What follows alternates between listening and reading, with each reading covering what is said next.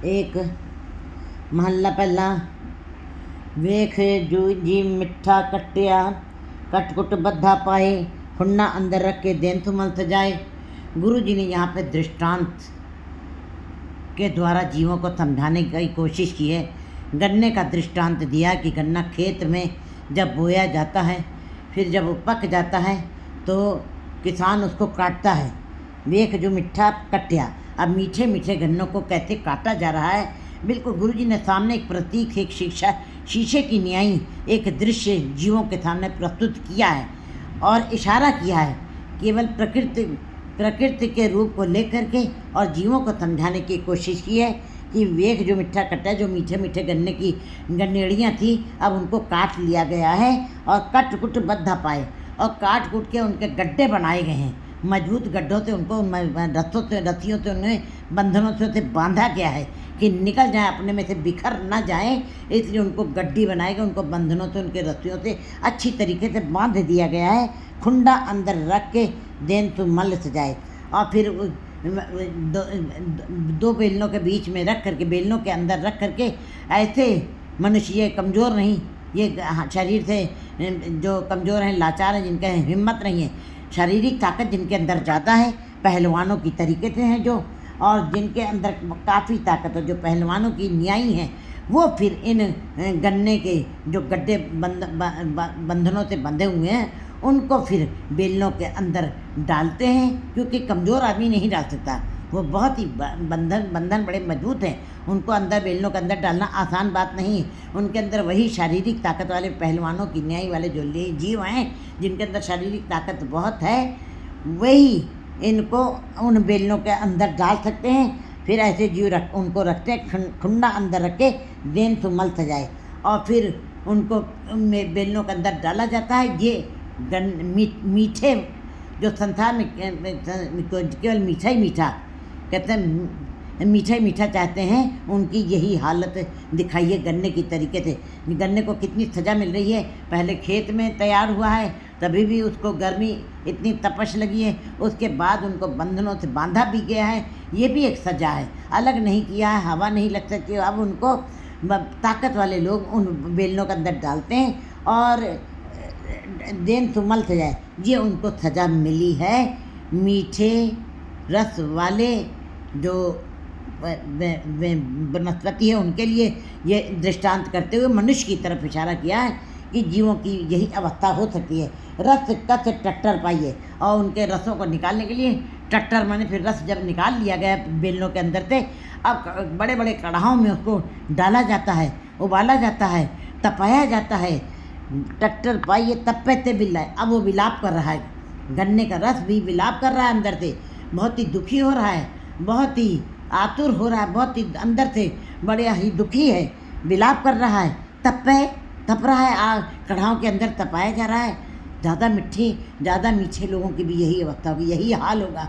तपते भी ललाए, विलाप भी करेंगे, तपेंगे भी, दुख भी भोगेंगे। इसलिए जो संसारी जीव हैं, जो संसार के मीठे रसों का स्वाद लेना चाहते हैं, केवल संसार के अपनी इंद्रियों का रस ही भोगना चाहते हैं, आँखें संसार को देखना चाहती हैं, ये कान केवल संसार की चर्चा सुनना चाहते हैं, ये रसना केवल संसार की बातें, परिवार की बातें, बाजार की बातें, संबंधियों की बातों को ही सुनना चाहती हैं, जबकि संसार की चर्चा सुनना और रसना से बोलना पानी है, इसके अंदर से कुछ निकलना नहीं है। लेकिन जो जीव अज्ञानी हैं, जिनको समझ नहीं है, वो उसी मीठे रसों को, मीठी मीठी बातों को सुनना चाहते हैं, स्त्री की बातों को, बच्चों की बातों को, माया की बातों को, मीठी मीठी बातों को जो सुनना चाहते हैं, उनका भी यही हाल होगा।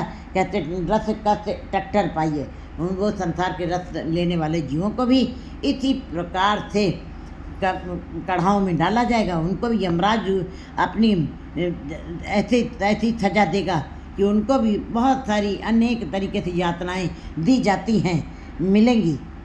तपे थे विलाए, उनको भी तपना पड़ेगा, विलाप करना पड़ेगा, प्रायश्चित करना पड़ेगा। गुरु जी ने ये सब अपनी आंखों से देखा है, क्योंकि गुरु जी जमींदार थे, उन्होंने अपनी आंखों से इन फसलों को कटते देखा, और सारा ये दृष्टांत देखते हुए उन्होंने मनुष्यों की तरफ इशारा किया।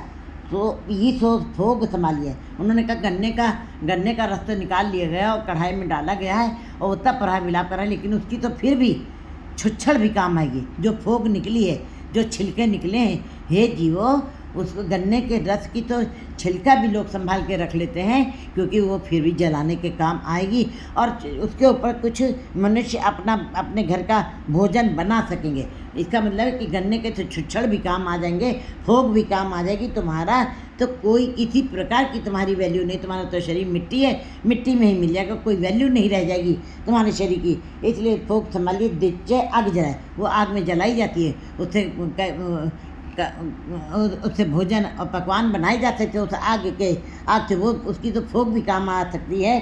नानक मीठे पत्रिये वेखो लोका, गुरु जी कहते जो संसार के मीठे रसों में ही रस कस में ही रमे हुए हैं, जिन्होंने मीठा करके खाया कौड़ा उपजा स्वाद, उनके लिए जो मीठे रसों का संसारिक मीठे रस पदार्थ और ऐश्वर्य और परिवार और बाजार की जिन्होंने सुख लिए हैं केवल उसमें से निकले नहीं हैं जो जीव, तो गुरु जी बता रहे हैं मीठा करके खाया कौड़ा उपजा था, उनके लिए भी ये संसारिक मीठे रस जो हैं, जो मीठा मीठे करके रस ले करके और परिवार में ही अपना समय बिताया, स्त्री के साथ ही समय बिताया, बच्चों के साथ ही रमे रहे,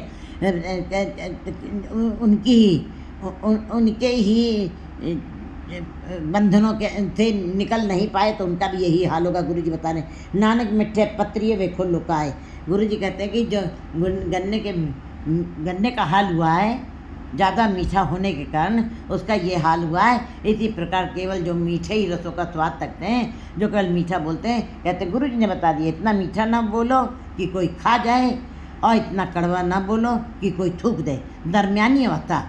इस गृहस्थी में रहते हुए ना अपने मुख से किसी को कड़वा बोलो और ना इतना मीठा बोलो कि वो उसके अंदर कीड़े पड़ जाएं, उसके लिए वो सजा का पात्र बन जाए।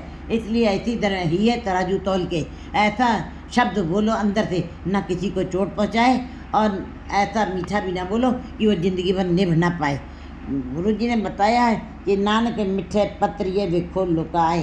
जब मीठे लोगों गन्ने के मिठास की ये हाल हुआ है कि वो कढ़ाई में तपाया जा रहा है, विलाप कर रहा है। हे संसार के लोगों, आकर के देख लो ये दृश्य, अपनी आंखों से देखो, संसारिक जीवों का यही हाल होगा। 2